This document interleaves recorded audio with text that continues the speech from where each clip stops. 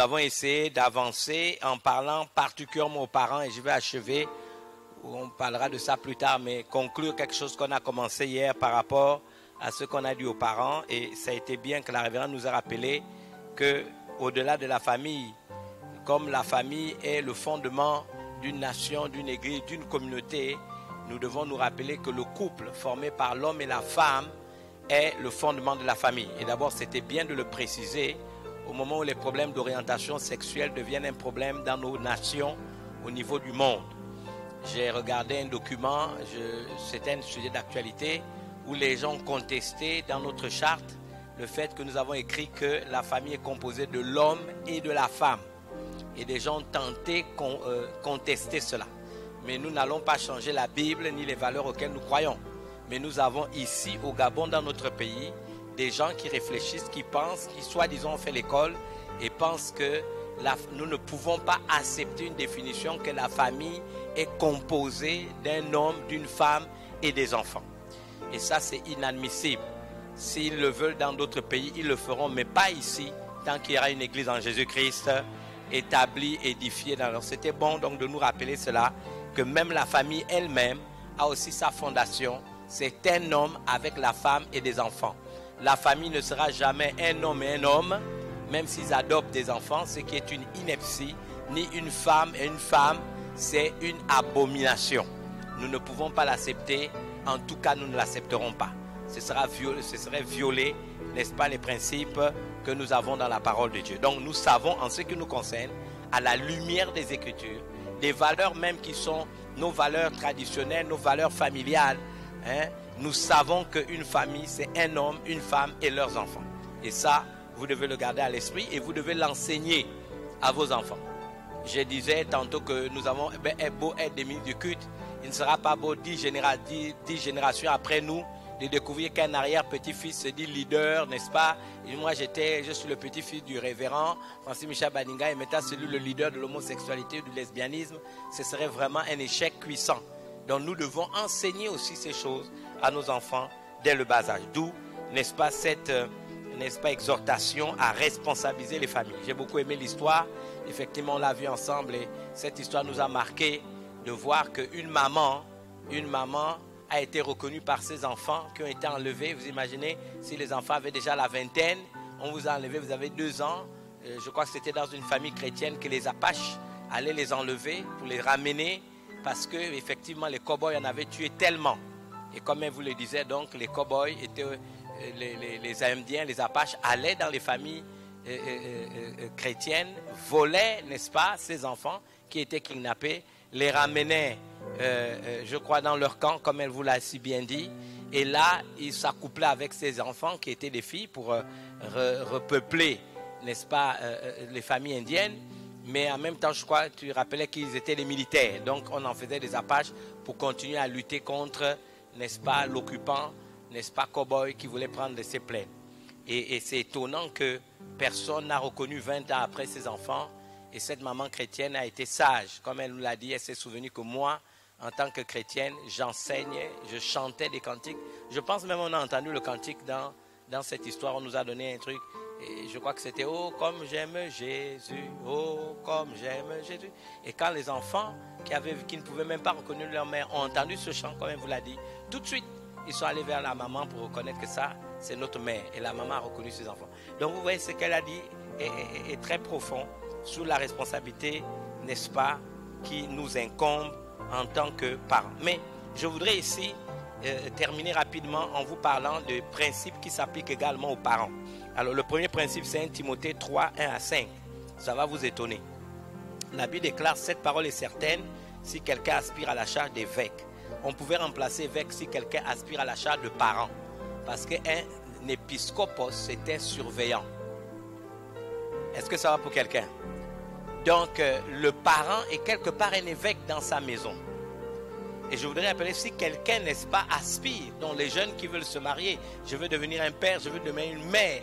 Donc si tu aspires, n'est-ce pas, à cette charge de parent, la Bible dit qu'il désire une œuvre excellente. Mais il faut que le parent, le papa, la maman, donc vous remplacez évêque par parent, soit irréprochable. Si c'est le mari d'une seule femme, la femme mariée d'un seul mari, sobre, modéré, réglé dans sa conduite, hospitalier, propre à l'enseignement. Il faut qu'il ne soit ni adonné au vin ni violent, mais indulgent, pacifique, désintéressé. Il faut qu'il dirige bien sa propre maison et qu'il tienne ses enfants dans la soumission et dans une honnêteté, une parfaite honnêteté. Car si quelqu'un ne sait pas diriger sa propre maison, comment prendra-t-il soin de l'église de Dieu? Et ça, c'est important. Donc nous voyons ici, n'est-ce pas, on va dire des exigences de consécration qui sont imposées aux parents. J'aimerais que à chaque fois que vous voyez des prescriptions qui sont imposées, même au pasteur, à l'évêque, le pasteur du foyer, c'est le papa. Le pasteur assistant, c'est la maman. Donc les mêmes, n'est-ce pas, vous savez que la Bible appelle l'église, et on va revenir là-dessus, la colonne et l'appui de la vérité. Mais je reviendrai là-dessus. On appelle l'église la colonne et l'appui de la vérité. Mais on dit que cette église qui est colonne et appui de la vérité s'appelle aussi la maison de Dieu. Donc dans la pensée de Dieu, lorsqu'il a créé l'église, Dieu s'est inspiré de la famille. L'église, quand Dieu l'a créée, qu'il appelle sa maison, dont lui il est le père, il s'est inspiré de la famille, non pas, qu'il a suscité. Donc vous et moi, nous devons faire très attention. Donc ces exigences-là, nous sont quelque part imposées. Et je voudrais insister, j'aurai le temps de parler aux enfants, mais je voudrais d'abord insister au niveau des parents. Parce qu'il y a une très grande démission des parents face à leurs responsabilités. Donc, dans cette tiférette dont on a dit que c'est l'identité, il faut donner une identité à sa famille, il n'en demeure pas moins que dans cette tiférette, c'est vérité et unité. C'est aussi ce que signifie cela. Dans cette vérité que nous recherchons dans la famille, il faut donc que le parent soit irréprochable. Le parent soit modéré, sobre. Dans la sobriété, il n'y a pas seulement la simplicité, mais dans la sobriété, il y a la vigilance. Ce n'est pas quelqu'un de distrait. Modéré, ce n'est pas un extrémiste. Réglé dans sa conduite. Bien aimé, c'est honteux et je vous le défie. Je peux vous donner des noms d'écoles ici à Libreville.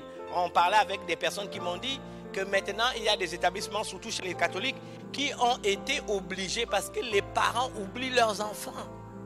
Ils sont tellement occupés des petits-enfants et qu'eux, ils ont organisé là à Saint-Jean, à Vers-Bessieux, ils ont dû organiser un espace où maintenant on a fait des chambres. Et vous imaginez, il y a des parents, il est tellement occupé, il fait quoi qu'il est tellement occupé, ni le père ni la mère ne va chercher l'enfant à 17h. Des enfants de l'école primaire. Et ces bonnes sœurs-là ont dû acheter des matériels et tout. Il y a des enfants qui sont 2-3 jours et les parents ont oublié. Les parents ont oublié. Je vous donne le nom. Vous allez à Vers-Bessieux, là, petit séminaire Saint-Jean. Vous allez leur poser la question. Des parents en 2020.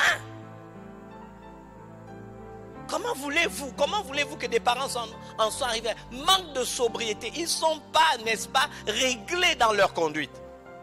On a un rendez-vous avec un copain dans le bar. On boit. On a totalement oublié qu'il y a un enfant. On va faire le Congo ça avec des amis dans le quartier. On oublie qu'on a un enfant. La première menteuse qui a annoncé qu'on avait enlevé son enfant était chez son copain. Elle n'est même pas mariée, elle était chez son copain. Et l'enfant est resté sur la maison, il est allé chez le voisin. C'est une honte. Parents.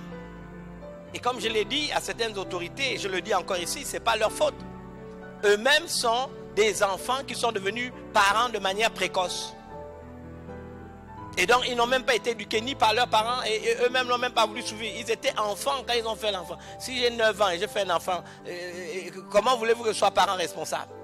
Et puis, généralement, pour continuer à vivre ma vie, c'est la grand-mère à qui on a donné l'enfant. Et la grand-mère, qu'est-ce qu'elle fait? Elle est fatiguée, elle n'a plus de force. Et puis après, on te rend ton enfant parce que vous discutez de manière permanente. Et puis quand vous retournez, elle est entre les différents copains qu'elle a et les enfants sont oubliés. Bien aimé, c'est grave. Nous devons nous distinguer. La Bible dit sobre, modéré, réglé dans sa conduite. La Bible dit aussi hospitalier. Je reviendrai sur l'hospitalité. Certains ont, n'est-ce pas, eu la visite des anges sans le savoir. Propre à l'enseignement. Ça, je voudrais insister. Donc, en d'autres termes, on peut dire que quand David dit Il parle de la grande assemblée. On peut donc parler de la petite assemblée. La petite assemblée, c'est le foyer. Et donc, tout parent responsable, chrétien, devait être capable d'enseigner. Et nous avons pensé, on en a discuté avec elle, de faire des cours d'enseignement aux parents. Au moins, on a un manuel qui est déjà tapé, mais qu'on n'a jamais fait sortir, qui s'appelle le culte familial. Et donc, on va appeler les couples, on va le lire ensemble, vous allez acheter le document et vous allez enseigner ça à la maison. Parce que vous êtes des évêques quelque part chez vous, dans votre maison. Papa et maman, vous avez une responsabilité. On ne peut pas jouer avec et, n'est-ce pas, penser que c'est un jeu. Non. La Bible dit aussi, propre à l'enseignement, il faut qu'il ne soit pas adonné au vin, pas un ivrogne, ni violent. Il n'y a rien de plus ignoble qu'un père qui rentre à la maison saoul et devant ses enfants et devant sa femme. Devant sa femme, c'est déjà une offense parce que si tu sens l'alcool, tu pues l'alcool. Et tu rentres au lit, tu ronfles. Tu ne vas même pas te laver. C'est même pas un mépris, c'est la méchanceté. Il n'y a que le diable qui peut inspirer une telle attitude. Donc, remarquez qu'on dit ni à donner au vin. Maintenant, si tu veux être comme les Français, tu manges au vin rouge midi. Nous, on n'a pas une doctrine qui t'interdit de le faire. Mais on t'interdit d'être ivrogne. Ni à donner au vin, ni violent.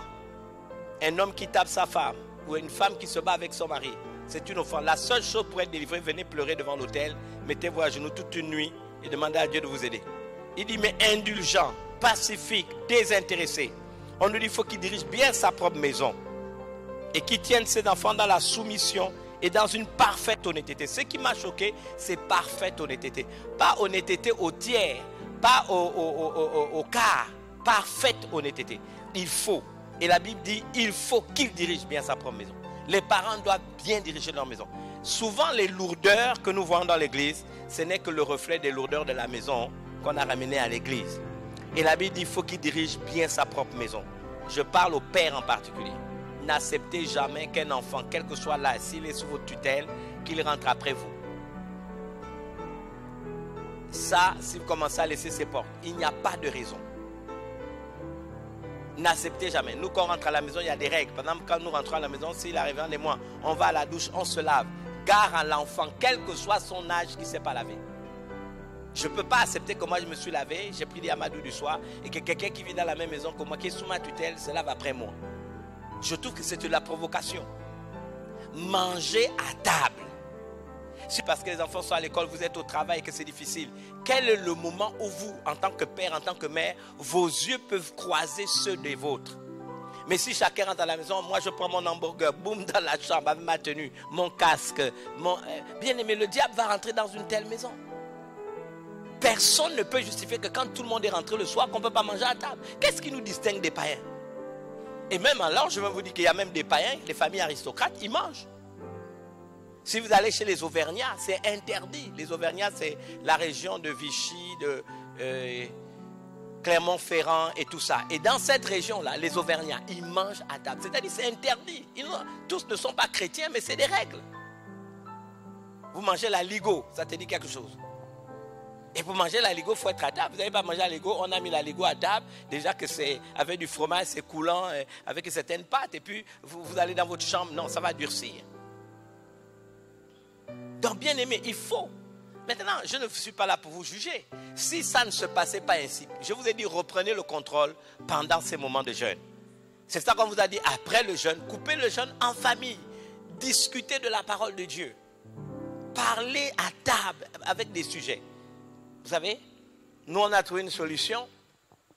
Parce qu'il ne faut pas qu'on vous donne l'impression que nous sommes les meilleurs. Non, on a les mêmes problèmes que vous. On a les mêmes problèmes. Quand vous venez à la maison, vous vous mettez à table. Puisqu'en chez nous, on sait que le soir, il faut se mettre à table. Mais ce qui est étonnant, c'est que tout le monde est en train de pianoter. Alors j'ai trouvé des solutions. J'ai acheté des jeux qu'on peut mettre sur la table. C'est un jeu, ça s'appelle apéro. J'ai trouvé même apéro biblique. Donc vous mettez ça sur la table, vous tirez des questions, vous posez. Non, nous sommes obligés de parler de la Bible en mangeant. Un jour on est allé au restaurant, vous leur poserez la question. J'ai dû prendre tous les téléphones, les mettre dans un panier et les mettre sur un coin. Et dire, nous allons parler. Bien aimé, recréer cette ambiance en famille. Vous avez le pouvoir de le faire. Il ne faut pas avoir peur de le faire. Alléluia. C'est ce que la Bible dit, une parfaite honnêteté.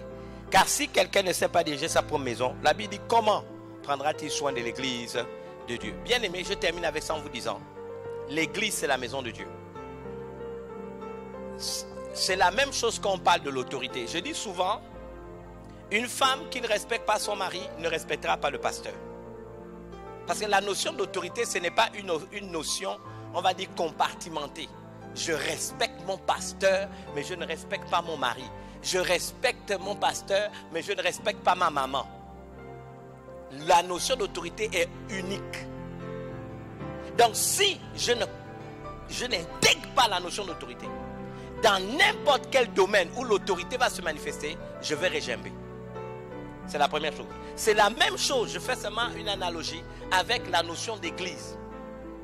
Puisque l'église c'est la maison de Dieu et qu'il y a un protocole dans l'église, il y a de l'ordre dans l'église. C'est impossible d'accepter le protocole de l'église si je suis dans une maison où il y a le désordre. Je ne sais pas si vous voyez l'analogie que j'ai voulu faire. De la même manière que la notion d'autorité est une, de la même manière, l'ordre dans la maison, c'est pas quelque chose qui est compartimenté. S'il y a le désordre dans la maison, je serai aussi désordonné à l'église. Donc c'est la raison pour laquelle, dans la pensée des Juifs, eux ils disaient que la petite assemblée c'est le foyer. Et c'est là-bas qu'ils expérimentaient des choses pour dire, j'irai témoigner dans la grande assemblée. Il faudrait qu'à nouveau nous redonnons, n'est-ce pas, de la valeur à notre foyer familial. Je peux comprendre, et Paul l'a dit, qu'il y a des familles monoparentales aujourd'hui pour différentes raisons. Si c'est toi le père qui vit seul à Vincent, la mère qui vit seule, tu es papa et tu es maman en même temps. Tu joues le rôle et tu imposes l'ordre et la discipline dont tu as besoin dans ton foyer. Je vous dis la vérité, s'il y a le désordre, la Bible dit, c'est une question comment. La question, elle n'est pas posée autrement dit, comment ça dit qu'il se pose la question. Comment, s'il y a le désordre maintenant, prendra-t-il soin de l'église de Dieu? C'est donc plus ou moins impossible. Vous savez, quelqu'un peut venir, je vais vous donner des exemples. On a parlé de la propriété, pour revenir là-dessus. Et là, on va insister, mes amis, on va insister. Nous devons respecter Dieu. C'est d'abord Dieu que nous respectons. C'est à Dieu que, n'est-ce pas, vous savez, on nous dit que ceux de l'église de Macédoine, c'était d'abord donner eux-mêmes à Dieu. En venant à l'église, c'est moi-même qui me donne à Dieu, n'est-ce pas, sur l'autel. Et donc, à partir du moment où je dois être propre, je dois être ordonné. Bien aimé, je vous pose une question pour terminer. Si vous étiez donné aujourd'hui d'aller voir un chef d'État, est-ce que vous serez habillé comme vous l'êtes là? Dieu est plus grand, dites amen 2 fois. Maintenant, tout le monde ne va pas habiller les 3 pièces et tout ça, ce n'est pas ce que je suis en train de dire. Mais soyons beaux, soyons belles quand nous venons à la maison de Dieu. Dites amen 2 fois. Nous venons rencontrer celui qui est au-dessus de tous les chefs d'État. Le roi des rois et le seigneur des seigneurs.